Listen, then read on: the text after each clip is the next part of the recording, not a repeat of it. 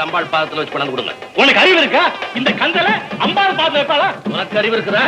கந்தலை யார் வைக்க சொல்றது? உள்ள இருக்கிறதா வைக்க சொல்றோம். உள்ள என்ன இருக்கு பாரு. இது கிடைக்க முடியாத அபூர்வமான மலராச்சே, உனக்கு எப்படி கிடைச்சது?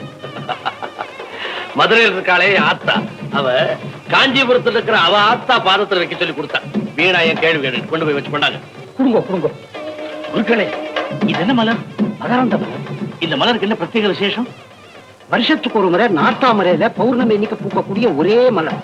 இதனுடைய விசேஷம் என்னன்னா, சர்வரோகத்தையும் குறிப்பா குஷ்டரோகத்தை அறவே ஒழிக்கக்கூடிய மகா சஞ்சீவி.